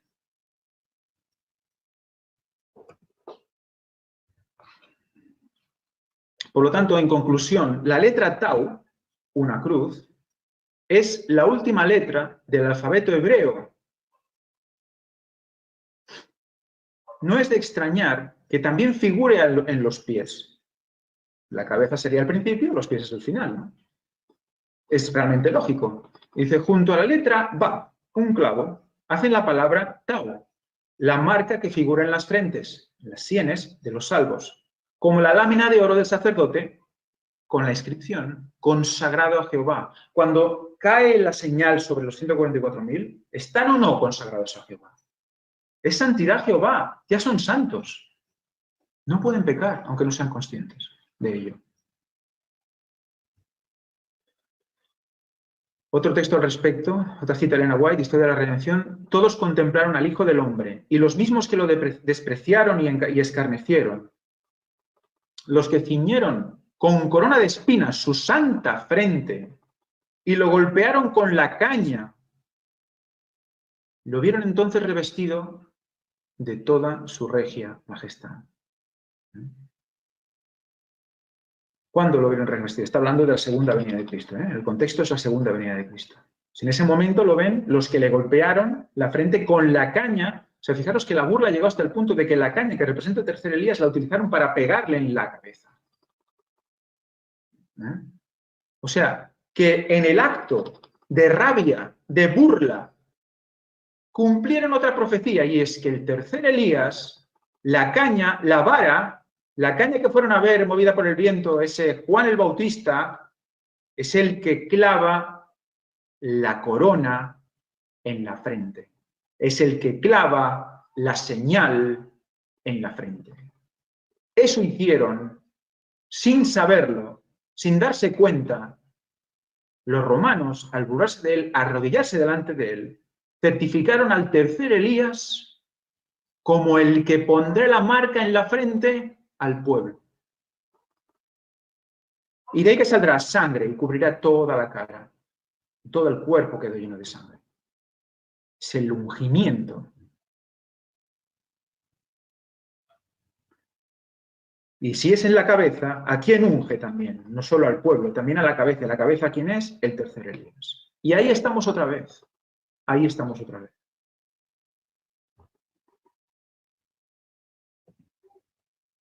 Entonces, si los pies es la tau o la omega, la cabeza será alef o alfa, ¿no? Entonces tenemos, yo soy el alfa y la omega, por lo tanto, Cristo mismo. El alef tau, ¿no? El alef tau, ¿qué era? ¿Recordáis el alef tau? ¿Dónde salía? Ahora lo veremos. Pero alef representa a quién? Es representado por un buey, el que tira del carro, el buey que representaba al sacerdocio, pues, por lo tanto también al tercer Elías. Vemos cómo estamos todo el rato en lo mismo. Ya lo hemos presentado esto en otras ocasiones. Alef tau. Pues aquí está el alef tau. Por lo tanto, en la misma estatua, que es alef tau, alfa y omega, tenemos que la cuarta palabra del primer versículo de la Biblia. En el principio creó Dios los cielos y la tierra. Esa cuarta palabra, que no tiene un sentido exacto, no tiene una traducción directa, resulta que es esa palabra que está la cuarta, ¿no? Y relacionamos con esos 4.000 años, porque son 7 palabras, 6.000 años, el séptimo milenio, y tenemos esa alef tau, la cuarta. Esos 4.000 años y Cristo. Ese cuarto ángel también. Por lo tanto, fijamos cómo estamos siempre, y además ese valor que tiene 401, que es 5. También, ¿quién? El 5 que está relacionado con la hora onceava. Recordemos, en la quinta hora, ¿no? La quinta hora en la época hebrea era ¿qué? Las 11, porque la sexta hora era las 12. ¿No? Es impresionante. Creo que estamos dando vueltas al mismo lado y está completamente ratificado lo que representa esta estatua también. Resumiendo, estamos en el tiempo de los pies de la estatua de Nabucodonosor y Daniel. Los pies en la estatua para hoy es división definitiva entre el hierro y el barro, justos e injustos, y debemos vivir a los pies de Jesús para recibir una marca en nuestras frentes y salir airosos del juicio de los vivos. ¿Es un mensaje espiritual o no lo es? ¿Es cristocéntrico o no lo es? Deuteronomio 11:24. Vamos a dar un paso más de vuelta. Bendiciones de la tierra prometida, ¿qué dice? Todo lugar que pise la planta de vuestro pie, la palabra kaf, planta de vuestro pie, será vuestro. Desde el desierto hasta el Líbano, desde el río Éufrates hasta el mar occidental, será vuestro territorio. ¿Vale? Le pone unos límites. Pero les dice que todo donde pise su planta será vuestro, será suyo. ¿Ellos se lo tomaron al pie de la letra esto? Antes de proseguir, ¿cuál es hoy nuestra tierra prometida? Para ellos será pues, la Canaán, ¿no? Ahí están los límites expuestos. Para nosotros, ¿cuál es hoy nuestra tierra prometida? ¿Cuál es la promesa?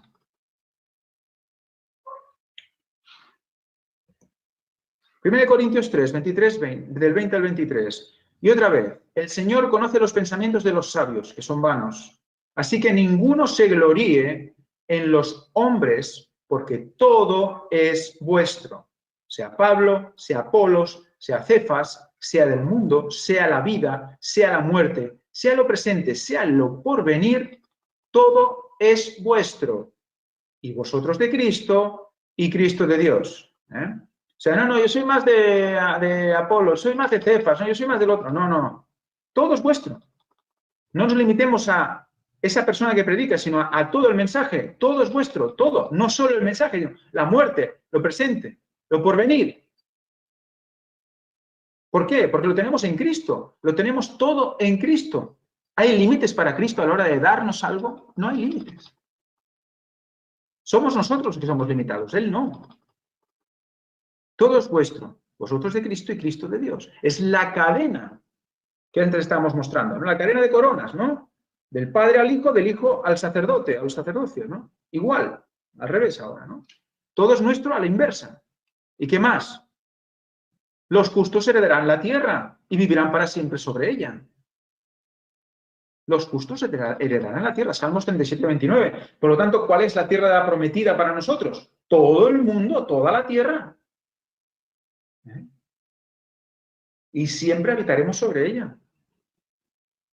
Una vez recreada, una vez rehecha. Por lo tanto,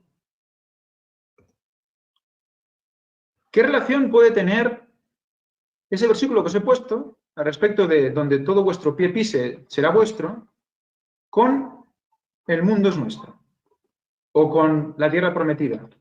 Pues vais a ver por qué os pongo esto. Y es al respecto de un vídeo de la familia Caldwell. La familia Caldwell tuvo la oportunidad de ir al Monte Sinaí, independientemente de Ron Wyatt, creo que ni lo llegaron a conocer o no lo conocían directamente, en una época algo posterior a Ron Wyatt, y descubrieron las mismas cosas, incluso cosas, algunas muy interesantes como lo que vamos a ver ahora. Y recomiendo todos los vídeos, están en Puertas Dimensionales de las 68 a las 69 o 67, 69.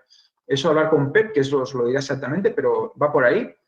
Y ahí sale una parte de los vídeos de la familia Caldwell y de ahí he cogido estos fotogramas. Hay una situación concreta en la que ellos hablan de que en la zona cercana a la piedra de Oreb, la roca partida donde fluyó toda el agua, que dio de beber a toda la congregación, encuentran esta serie de huellas de sandalias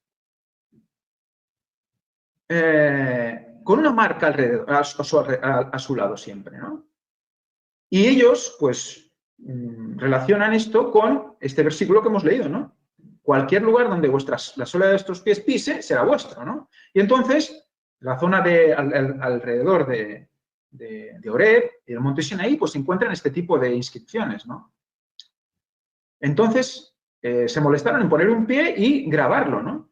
Grabarlo realmente para que durara mucho tiempo, ¿no? Grabado en piedra.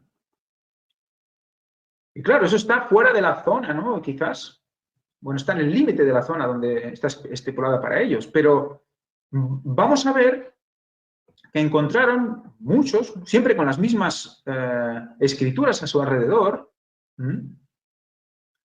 aplicando, parece ser literalmente, este versículo allí donde pasaban. Y no son sandalias, no son pies, ¿no? Por lo tanto, manifestaban, postulaban que eran los hebreos que habían aplicado ese versículo de manera directa en los lugares por donde pasaban.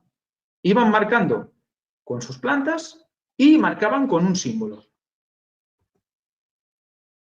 Aquí volvemos a ver, el símbolo se ve aquí un poco más difuso, está a la izquierda de la imagen de la derecha. Aquí otra vez se ve en un fotograma del vídeo. Aquí recuerdan el versículo, recordemos a familia Caldwell, bueno, tiene creo que por lo que explicaba parecía una tendencia más tipo mesiánica, judía mesiánica. Ellos reclaman esa tierra también, ¿no? En cierta manera. Y en las zonas donde encontraban estas huellas también nos muestran lo que el doctor Kim, que también hemos mostrado vídeos sobre él, encontró en una zona donde nunca se había visto algo parecido, y es una menorá inscrita en una piedra en la zona de Arabia. Entonces se supone que nunca han estado los hebreos. Y además sería la más antigua, ¿no? Reconocida. Y aquí es el recorrido que ellos hicieron y vieron que en estos lugares se mantenía toda una serie de símbolos que se iban encontrando en diferentes piedras con estas marcas de pies. Y lo iban asociando a los diferentes alfabetos de la zona. pero evidentemente todos tenían una correlación y venían desde el monte Sinaí, desde la piedra de Horeb. Por lo que es evidente que tenemos una línea a partir del monte Sinaí, esos 40 años que estuvieron por el desierto, ¿por dónde estuvieron vagando 40 años? ¿Se limitaron a estar cerca de esa zona del monte Sinaí 40 años hasta poder entrar en la tierra? Pues esta familia postula que no, que dieron toda esta vuelta. ¿Por qué? Porque encontraron huellas en todos estos lugares con las mismas inscripciones y con los mismos símbolos. Entonces, viejo pacto, ¿se tomaron al pie de la letra esa frase? ¿No vieron más allá? ¿Realmente tenían que pisar toda la tierra? ¿Qué se le dijo al pueblo? A Isaías mismo se le dijo. Isaías era un mensajero también para los gentiles. Y al pueblo de Dios, como hemos visto esta mañana en la escuela sabática, se le dio al pueblo hebreo el mensaje de que llegara a todo el mundo. Tenía que ser el Jerusalén el centro y el resto del mundo sería irradiado por la luz del pueblo hebreo. ¿Pero qué pasó? Todo lo contrario. Se ha convertido en un ombligo, ¿no? Y entonces tenían que haber recorrido todo el mundo y marcado con un lugar donde pasaran con la huella el suelo. ¿Realmente quería decir esto, este versículo? Eso es llevado al extremo puramente literal, ¿verdad? Pero si le damos el punto de vista espiritual, si lo adaptamos al tiempo moderno, si recordamos que nosotros tenemos que hacer el trabajo que no hicieron el pueblo hebreo y que no ha hecho la Iglesia Adventista, ¿a dónde tenemos que llegar nosotros con el Evangelio? Vamos a seguir luego con el respecto. Llegaron a la conclusión, y en el momento del vídeo aún estaban en investigaciones, que esas señales, esas 3 barras que habían grabadas, o algunas 3 y un poquito más, estaban representando a la letra, a una forma antigua de la letra Kaf, que hemos visto que representaba justamente eso, la palma o la planta de los pies. Por lo tanto, volvemos otra vez a lo mismo, ¿no? Esa Kaf que vuelve a salir, que era esa mano de Jehová también, esa la que contenía, ¿qué? La diadema, la señal del pueblo. Esta es la que se supone que está reconocida, que es la marca de la Kaf paleohebrea. No es de 3, sino de 4 rayas. Pero ellos consideran que aquellas 3 y un poquito más era como el principio de esa letra y que al final acabó siendo esta, ¿no? Que es básicamente un puño, ¿no? Un puño cerrado o una mano extendida sin el pulgar. Vamos a ver un poquito sobre el significado de Kaf para ir acabando. Y dice... hueco de la mano, de la planta, suela, manija, o sea, una manecilla, ¿no? Para abrir una puerta, hojas de una palmera, también. ¿Por qué? Por el hecho de ser, ¿qué? Curvas, ¿no? Una palmera, recordemos, palmeras. Evidentemente está relacionado con el tercer Elías, con Betania, ¿no? Esa casa de dátiles donde se reunía con sus amigos, ¿no? Ese lugar donde se recibe a Cristo especialmente. Figurativamente, poder. Kaf es poder. Por lo tanto, si Yad era una mano, tenía la corona, Jehová, éramos corona en la mano de Jehová y era Yad, y es el costado, y en la otra mano tenemos poder, ¿dónde está el escondedero de su poder? En su costado, ¿no? Entonces, cuando Cristo murió, tenía su corona y tenía su diadema. Porque estaba el costado y estaba su corona en la cabeza, su diadema en la cabeza, como le queríamos llamar. Corona y diadema van juntas, en la cruz están las dos, no se pueden separar. Es señal del pueblo. Esa llaga también es señal del pueblo. Cristo sin esa llaga no sería el Mesías. Sin la sangre que salió de su costado no sería el Mesías. Mi abuelo dice, es la sangre que nos salvó. Es esa. ¿Qué más está? Kafá, domar, subyugar, conectar viga, tabla, conectar 2 tablas o 2 vigas, ¿no? Eso es una cruz, ¿no? También. Doblar, juntar, o sea, es doblar curvo, pero hasta el punto de llegar incluso a juntar, la cabeza con los pies quizás. Todo es uno, todo es uno esa estatua. También doblarse por hambre, ¿no? Tener hambre también. Hambre es importante, el hambre es muy importante también. Si no tenemos hambre del Evangelio, nada sirve. Cafar, nos lleva a Cafar, que era cubrir específicamente con betún. No hemos hablado del arca, no hemos hablado de ese cuarto carro que estaba cubierto de sangre, cubierto de sangre, que eran esos caballos que hablaba de ese color rojizo, ¿no? Que representaba ese arca también, flota, ese arca roja, ¿no? Pues está también en Caf. ¿Eh? En la mano que sostiene esa diadema, esa señal del pueblo de Dios. El consagrado Jehová. Una aldea como protegida por murallas. ¿Cuál es? La Sión, ¿no? Y que significa cubrir también, kafash, cubrir. Roca hueca, ya lo vimos, esa roca también, esa piedra que se usaba también para... La relacionamos con la piedra del molino, recordad, que estaba perforada y servía para darle vueltas sin moler el grano. Kef es esto, ¿no? ¿Y de qué viene Kef? Ya lo veremos, ¿eh? Es una variable de Kaf. Kefor, como cubriendo el suelo también. Sabemos cómo tiene una función de cubrir todo el rato, ¿eh? Kaf. Kefir, león. Creo que no hace falta decir mucho más. Kefat, encadenar, atar a un pueblo. Kefalaion, casa principal, o perdón, cosa principal relacionada sobre todo con el dinero. El diezmo, ya lo hemos visto antes. Y Kefas, o Kefas, de sobrenombre Pedro. Es el nombre que se le puso Cristo a Pedro. Por lo tanto, tenemos toda una relación que nos une todo lo que hemos ido viendo en todos los cultos que hemos ido viendo hasta ahora. Y finalizando con Pedro, este representante del tercer Elías. Por eso el falso tercer Elías se hace llamar descendiente de Pedro. Entonces comprendemos mucho más todos estos símbolos, todas estas asociaciones de la corona con lo que estamos viendo ahora. Juan 13, del 5 al 10. Para comprender más esto,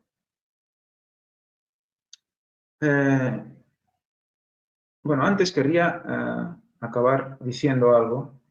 Bueno, en ese caso lo vemos al final. Para comprender más de todo esto, el significado de estos pies que van pisando y van marcando, porque está relacionado con la marca, lo habéis visto, ¿no? Vamos a ver un poquito más antes de concluir y ver cómo se liga todo esto. Juan 13, del 5 al 10. Dice, y esto es cuando Jesús lava los pies a sus discípulos. Luego puso agua en un lebrillo y comenzó a lavar los pies de los discípulos y a enjugarlos con la toalla con que estaba ceñido. Llegó pues a ¿quién? A Simón Pedro. Recordemos Pedro, representante del tercer Elías, ¿vale? Llega Simón Pedro y Pedro le dijo, Señor, ¿tú me lavas los pies a mí? Respondió Jesús y le dijo, lo que yo hago, tú no lo comprendes ahora, mas lo entenderás después. Pedro le dijo, no me lavarás los pies jamás. Jesús le respondió, si no te lavo, no tendrás parte conmigo. Le dijo Simón Pedro, Señor, no solo mis pies, sino también las manos y la cabeza. Vemos como esa situación de Pedro de cierto orgullo y que luego se convierte en pasión total por Cristo. También nos está llevando a los pies, las manos y la cabeza del mismo Pedro. Lo que hemos estado hablando todo el culto de hoy. Jesús le dijo, el que está lavado no necesita sino lavarse los pies. Pues está todo limpio y vosotros estáis limpios, aunque no todos. Porque había quien le iba a entregar, por eso dijo, no todos estáis limpios. Por lo tanto, le dice luego, el que está lavado no necesita sino lavarse los pies. Entonces, ¿eran todos puros ya? ¿Eran todos santos? ¿Solo tenían que quitarse el polvo de los pies porque el resto del cuerpo era santo? Pues claro que eran pecadores. Pero en ese momento, al él recibir esa limpieza de Cristo de sus pies, es cuando le reconoce y cuando se humilla, porque deja que Cristo entre en él, mediante ese hecho de lavarle los pies.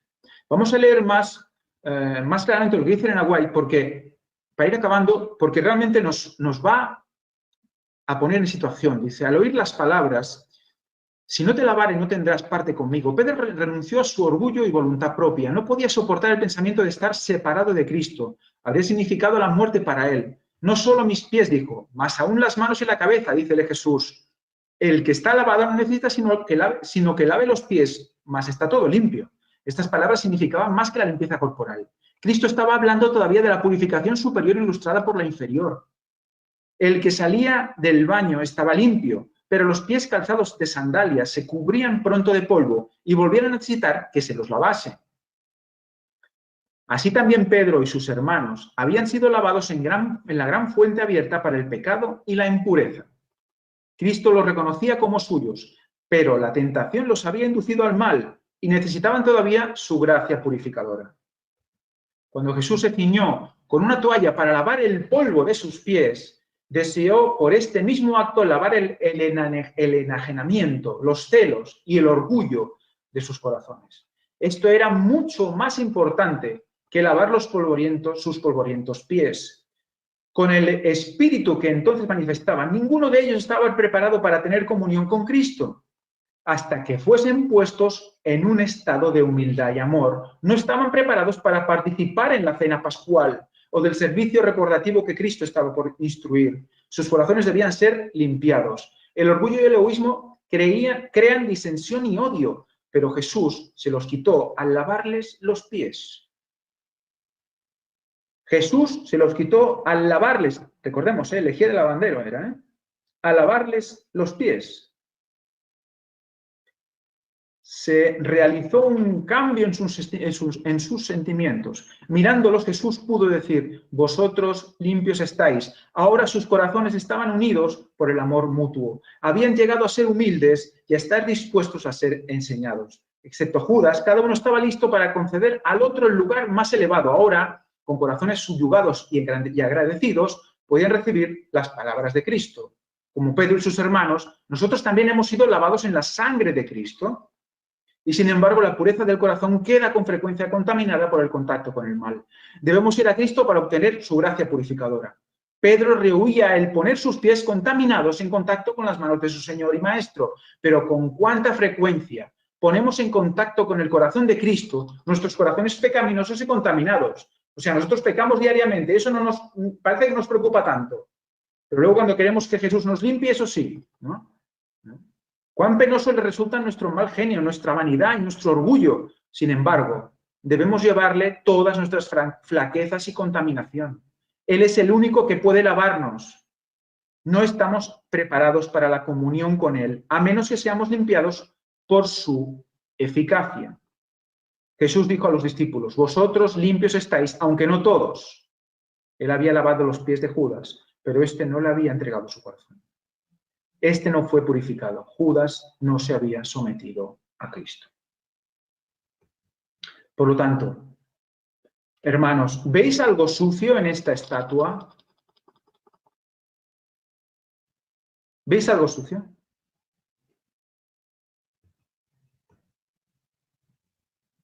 Los pies tienen fango, tienen barro, ¿verdad? Cocido. Es lo único que sale de la, digamos, homogeneidad, de la perfección de esta estatua, ¿verdad? Y ahora, ¿veis algo limpio? ¿Veis algo sucio aquí? Por lo tanto, ¿qué limpia los pies de esta estatua? ¿Qué separa el barro cocido del hierro? El mensaje del cuarto ángel, el ministerio del cuarto ángel. Limpia los pies de la estatua. Vosotros sois la luz del mundo, una ciudad sentada sobre un monte, no se puede esconder. Mateo 5:14. La luz evita la oscuridad. Y en esta estatua, ¿por qué la iluminé? Porque esta representa a la pequeñita. ¿Veis algo sucio en esta estatua? Representa al pueblo de Dios, al cuarto ángel. ¿Veis algo sucio? Yo sigo viendo algo sucio. Los pies. ¿Y ahora? Esos pies tienen que ser lavados. El pueblo de Dios tiene que ser lavado. Si estamos limpios, solo los pies hace falta lavar. Pero tenemos que estar limpios en Cristo. La Iglesia tiene que lavar sus pies. Pero resulta que esto tiene una connotación muy potente, y es que esos pies, ¿cómo se limpian? Lucas 1:17, en relación a Juan, segundo Elías, y en referencia evidentemente al tercero, él mismo irá delante en su presencia. con el espíritu y el poder de Elías, para hacer volver a los corazones de los padres a los hijos, de los desobedientes a la sensatez de los justos, a preparar para el Señor un pueblo que, bien dispuesto, un pueblo limpio, un pueblo que persevere hasta el final. Seréis aborrecidos de todos por causa de mi nombre, pero el que persevere hasta el fin, ese será salvo. Marcos 13:13, curiosamente. 13:13, 31, 31.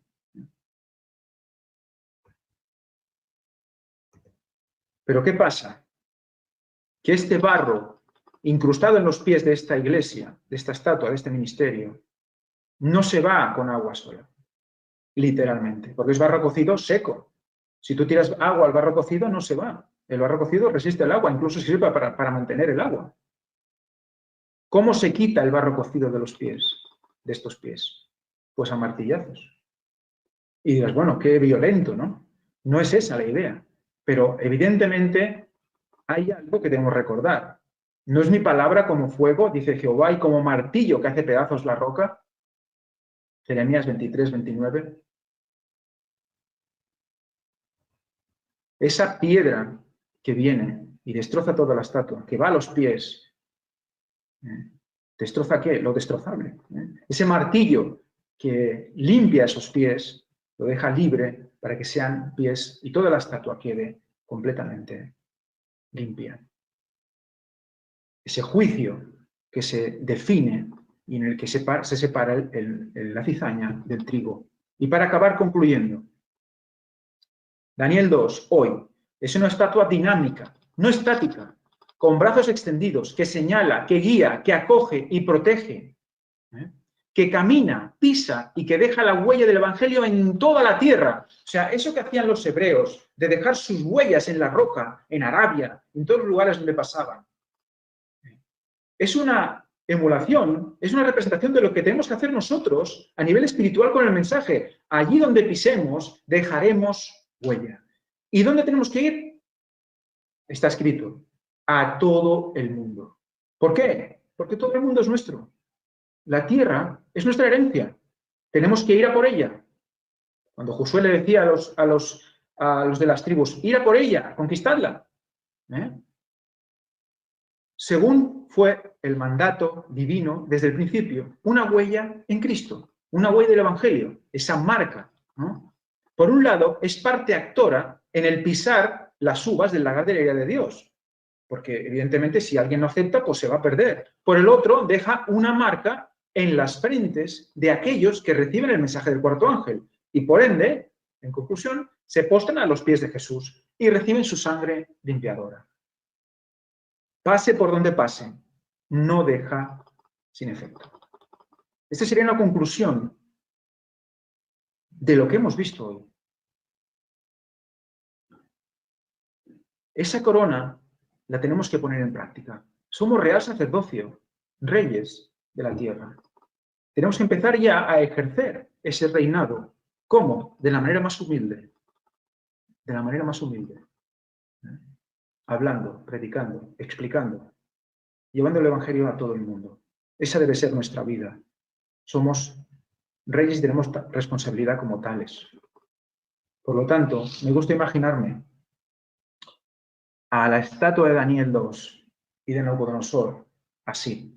Una estatua dinámica, una estatua que camina, que señala.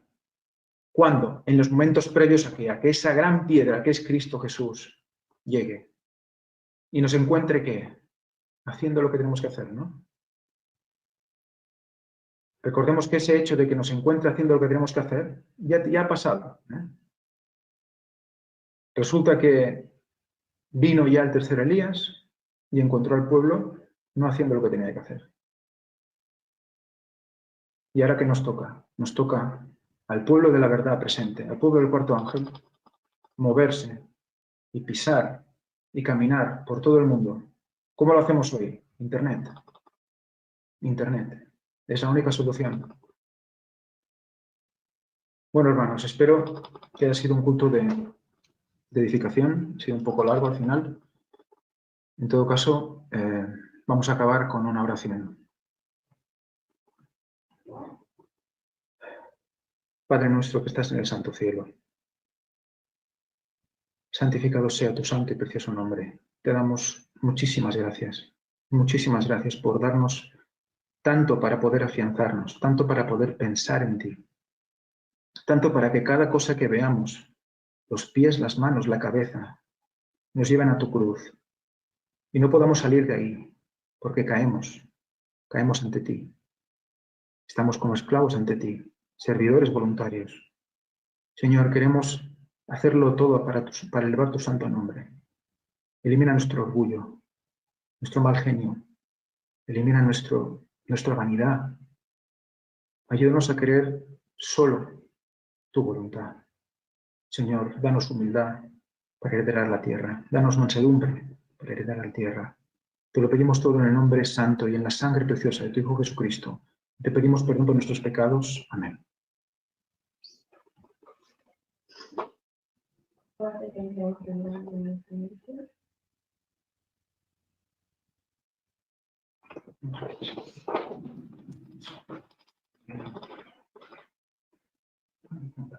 Entonces.